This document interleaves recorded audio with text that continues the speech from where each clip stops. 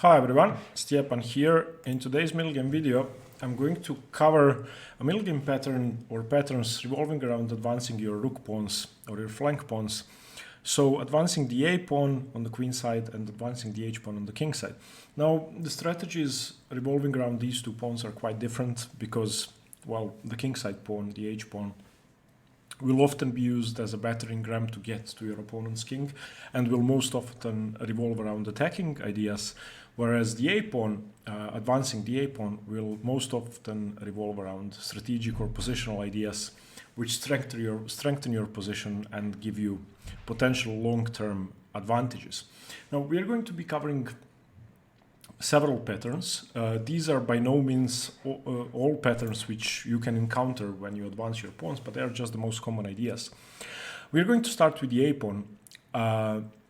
In this position, this is a game played between Efim Bogolyubov and Grigory Levenfish in 1924. Bogolyubov is black.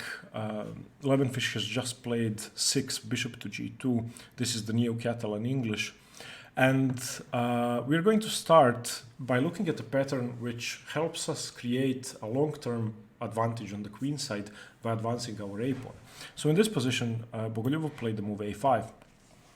Now what's this move about? Well, you're threatening to play a4. a4 can be met either by b takes a4, which of course is a temporary pawn sacrifice for black, but will result in a ruined pawn structure for white, and both of these a pawns will be easy to pick off later on, or it can be met by ignoring the threat. Now you might be wondering, well, what about stopping the a pawn from advancing? This is a pattern we are going to be looking at throughout the video. So the most common response by weaker players is to just stop the further advance by playing a4 in this position. In this particular example, and very often in similar positions, stopping the a-pawn from advancing by brute force is met by a strategic advantage of a different kind. In this position, black is going to continue with simply knight c6 or knight a6, let's say knight to c6, white castles, and all of a sudden you can see the weakness that white has created by advancing his pawn, and this knight is now permanent on the b4 square and is going to be a monster throughout the game. So very often stopping the advance by brute force is not advisable. So what happens? In this position, white continued with castling and black played a4. Now I have to give you a little disclaimer. I'm using example games to show you the patterns in different positions. Things may not be so ideal or work the same way, but this pattern you're going to encounter often, and it's often going to be like this.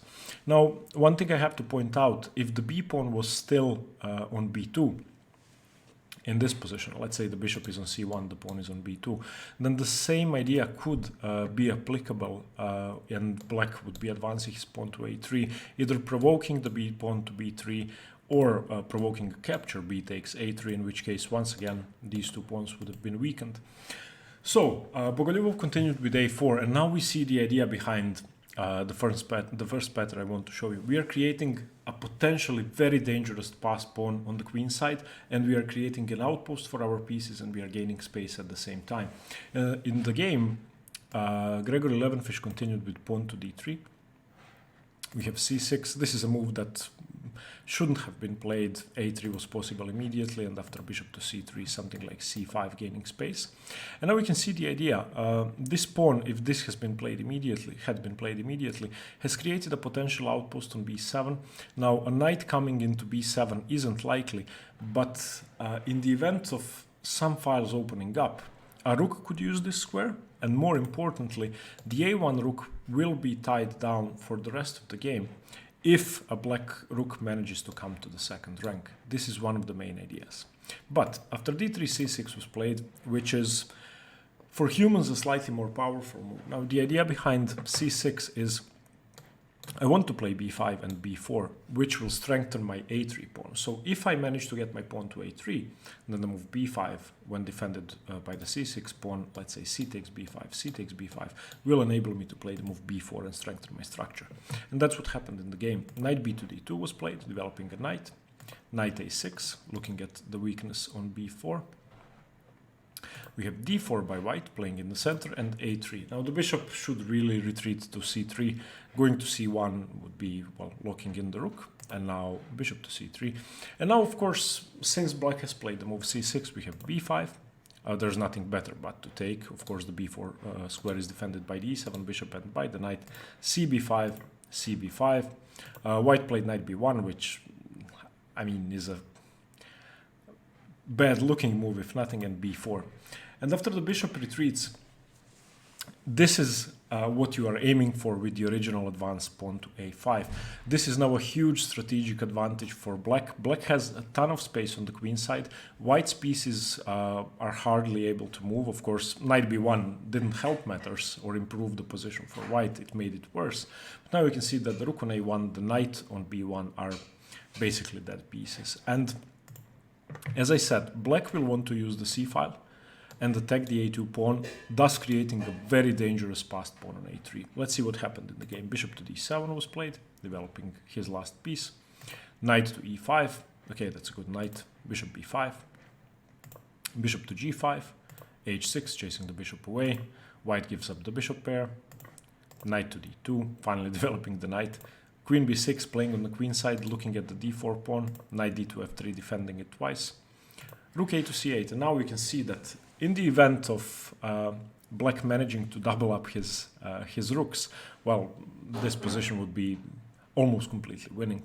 So, queen to d2 played, rook to c3, preparing to double up, knight g4, bishop to e7, knight fe5, rook f to c8, rook fe1, bishop g5, f4, and white starts seeking counterplay on the king side, but that doesn't really help. Black managed to gain an overwhelming position here, trading of the pieces, and you can see that pretty soon this rook is going to be able to infiltrate on c2 as soon as the knight is traded off somehow. And black went on to win the game fairly easily. If you are interested in the whole game from this position, look up Grigori Levenfish versus Efim Bogolyubov 1924. The point is, after bishop to g2, black could have played a ton of different moves. This position has been played more than 1,000 times. c5 is the main move, b6 is the second most popular, a5 has been played 50 times, so we are still in theory. a5, and now the most common response nowadays is still castles, and a4, and d3, so they played the mainline theory. The thing is, even though black doesn't have an advantage with this pawn advance, he's creating problems on the queen side for white. And as soon as we reach this position after b4, I think white is already on a human level, or if two humans are playing, strategically lost. So this is the first pattern. Whenever you have a position on the queen side in which you haven't moved your c or b pawns yet, that will make your a pawn advancing much stronger because you haven't created any weaknesses prior to moving your pawn. As I said, if the pawns are still on the original squares, that still works. I'm going to show you an example. So, if you imagine this position, this is just a fictional position, of course, and white plays the move a4. Let's say black does nothing, a5, let's say black does nothing again, and you manage to play the move a6. This is the idea. So if the pawns are not advanced yet, so if the black pawn is not on b6, playing the move a6 will still give you an edge, because now if black takes, well, he has weakened his pawn structure, all three pawns are weak, you are almost certainly still left with rook on a1 before doing this. And if he plays the move b6, we now have a similar position to the one we looked at in the game. So remember that with an intact pawn structure on the queen side, advancing your a pawn will give you a clear edge if black does nothing about it. Okay, now let's look at another example. This is the game between Anatoly Karpov and Garry Kasparov. This is game 15 of their 1984 World Championship match. This game ended in a draw, but Kasparov had performed a nice maneuver here. The second maneuver I would like to show you on the queen side is using your a-pawn to activate your rook. Now, this can be employed much more often than the first pattern we've looked at. Basically, what you want to do, if you have a rook on the a file and your opponent doesn't, which is often the case for black because white is the first one to develop and most often develop his rook to the c file, then playing a5, a4 will leave white with no good options but to allow you to activate your rook. So let's look at what happened. Kasparov played a5. Now a4 was possible by Karpov because the b4 square is not easy to utilize here, but something like rook c8, queen d3, knight f6 should be okay for black. This pawn is, well, it's weak. The b6 pawn is weak as well, but I think that with the majority of the pawns, the 3 to 2 on the queen side, this weakness is more prominent. So after a5, Karpov simply continued queen c1, and we have a4. Now capturing, of course, would allow rook takes and wouldn't make any difference. Karpov will have wasted the move, so he plays rook to d1. Now we have a takes b3, a takes b3, and now if we look at the original position before a5, and if we look at this position, it's obvious that black's rook is much better than it used to be. So this pattern you have to remember, and hopefully you will employ it in your own games. If you have a rook on the a file and your opponent doesn't, opening up the a file will be, of course, to your own advantage. So remember that pattern. Now let's look at kingside play and advancing the h pawn. Now, as I said, advancing the a pawn is usually for strategic purposes. Advancing the h pawn will most commonly be used in the attack. Okay, first of all, let's look at a position in which both sides have castled kingside, and the defender has an intact pawn structure, so he hasn't fianchettoed. There's a difference between positions in which the defender has a pawn on g3 or doesn't, and I'm going to explain why. Firstly, if there is no pawn on g3, then advancing your pawn to h4 doesn't force white to react. White's pawn structure is still intact, so it's slightly harder to break through. Nevertheless, this pattern is powerful, and I've seen most players of my strength advancing their h-pawn when the defender has fianchettoed and not doing so in favorable positions when the pawn structure is intact. This game is between Boris Galko and Garry Kasparov. It's a King's Indian, and Kasparov used his h-pawn to just crush white. So h6 played first with tempo, bishop h4. I'm going to fast forward a few moves until the next time the h-pawn was used. In this position, Kasparov played the move h5, advancing his h-pawn further. That stops the light-squared bishop trade. Of course, bishop g4 is a move white would like to move because play because his bishop is arguably worse than black's. And Galko played f3 in this position, which maybe shouldn't have been played, but because it allows, of course, g5. The h5 pawn is not under attack, but it's a sensible move. It creates space for the bishop, so black is no longer threatening to win the bishop with g5, bishop g3, and h4. So we have f3, bishop to f6, offering a trade. Bishop takes, knight takes, b3. Again, fast forward, and after the move queen to f2, Kasparov simply continues with the move h4, and this is something you should remember. So the first thing he did after queen to e1, he played the move king to g7. Now this is often going to be used to prepare your advance, and this you have to remember. So by advancing the king to g7, you are giving your rooks the option to go to h8, which in conjunction with the h file opening up is going to be very powerful. So queen to f2, h4.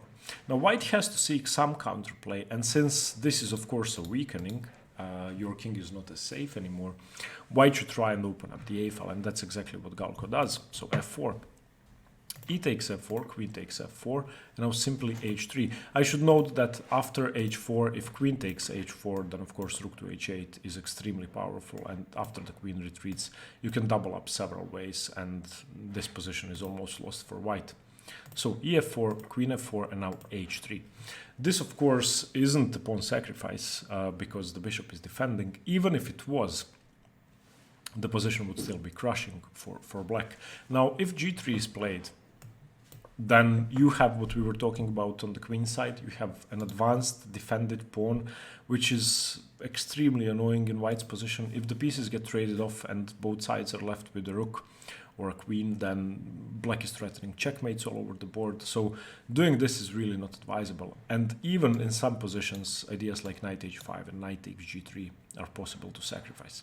So after h3, Galko plays g takes h3, bishop takes h3, And now we have rook to f3 trying to defend, but simply rook to h8. And the position slowly but surely becomes overwhelming for white. And Kasparov went on to win fairly quickly. Traded off the queens, doubled up his rook on the h file, and put a ton of pressure on white's position. And he won in about 10 or 20 more moves. So if you're interested in the game, Boris Galko, Garry Kasparov. The idea was, if we go back, he started his advance by playing h6, chasing the bishop away, and then he played h5, stopping an easy trade of light squared bishops, and making, of course, the threat of g5 way more powerful, because it was then threatening h4, trapping the bishop, winning the bishop. So white reacted with f3, but now when the pawn started rolling forward with h4, things were getting quite serious. And remember this pattern. When your opponent's king is safe behind its normal pawn structure, so h2, g2, f2 for white, or h7, g7, f7, advancing the h-pawn in conjunction with king to g7 and rook to h8 is a very powerful weapon. Now, let's look at the same position, or a similar position, I'm sorry, when white has a fianchetto pawn structure. This is going to be the most common example in real games, and this is something you should remember and practice. So I would advise you to look up your old games where you had a normal pawn structure, white or black has fianchettoed, and let's see how to open this position up. So of course we start with h5, and now you can see that it's not that easy to meet the move h4. We have knight to d3 and h4. Now taking would of course be ugly, you would ruin your pawn structure. So white plays, white continues playing on the queen side, creating a square for his knight. Queen to e7, preparing a further advance. And yeah, in this position, I would just like to point out that after the move c5, h3 was also possible immediately, and bishop to h1, but this is more powerful when there are no light squared bishops, because it will be hard to get your queen to f3 and to try and checkmate, even though this is pleasant enough. So we have c5, queen e7, knight c4. Black now prepares his advance, he doesn't have to rush. He takes, bishop c7, b4, b5, knight d2, a couple of moves played, and now g6. This is crucial. If you remember the last position, Garry Kasparov played the move g6 early on because it was a king's Indian, and then continued with the move king to g7. And this gives him the option now to play the move rook h8. Now, if white does nothing, let's say white plays a couple of passive moves. Let's say knight to d2, rook to h8, let's say knight to f3, rook to h6, rook to e2. Now it's already quite deadly. So in the game, this is, by the way, Viktor Korchnoi versus Mikhail Botvinnik. Korchnoi played the move f4, trying to see counterplay, and again using the fact that black has weakened his king side by advancing the h-pawn. But now we just have knight to g4, f5, rook a d8, queen to b2, and slowly but surely black is going to try to play on the king side. Now who has created more weaknesses is questionable, but this pattern of weakening the white king is what's important. As you can see in this position, the white king has almost no shelter. If the f-pawn hadn't advanced, if white hadn't tried to see counterplay, then black would have had a much easier time doubling up his rooks on the h-file, and this bishop would have been a much worse piece. So this is a very important pattern as well. Let's look at another example. This is similar to what we've just seen. So in this position, this is Lev Polugaevsky versus Lyubomir Fatachnik. h3 was played by Polugaevsky, stopping any knights from coming to g4. And this is now a fianchetto structure with a further weakness of h3. So what does Fatachnik do? h5. f4, again seeking counterplay. Now this may have been unnecessary, but as soon as you see the pawn advancing, this becomes very dangerous. So f4, knight g6, knight to f3 played, trying to defend with the pieces, d5, cd5, and now h4. At this game, if you haven't seen it, it's just a beautiful mating attack. I'm going to show you the rest of the game actually. So in this position, knight h4 was played. If he plays g4, then of course knight takes f4, the pawn is hanging, or queen takes f4. So knight takes, g takes, and now the white king is, well, it's not shelterless, but it's very weak already. Queen takes f4. It wasn't even a pawn sacrifice. d takes e6, f takes e6, e5 played by white, but now bishop c5 check, king to h1, and knight to h5, and all the pieces are coming into play. Trying to take the knight, of course, would fail to bishop takes g2, and after that white would follow up with his queen coming into the f2 square. So yeah, queen takes h5 played in the game, and now we have queen to g3, and I mean, this is very scary. If the bishop is taken, of course, queen takes is checkmate, so you can't do that. You're threatening a mate in one. Knight d5, blocking the bishop. Rook takes d5. Now rook to f1, trying to see counterplay via f7, but now queen takes g2. King takes g2 and rook to d2 check. In this position, Lev Polugevsky resigned. Why did he resign? Well, the only move is king to g3, but now rook to g2 check. And after king to f4, well, you check here. The only way to save yourself from checkmate is to lose the queen, and then it's mate in one. So what happened here? After h3, Fatashnik started opening up the position. Whenever your opponent has a fianchetto position, try to consider moving your h-pawn up the board, even if you've castled kingside as well. Don't be restrained by this notion that h-pawns should only be advanced in opposite side castling. No, h5,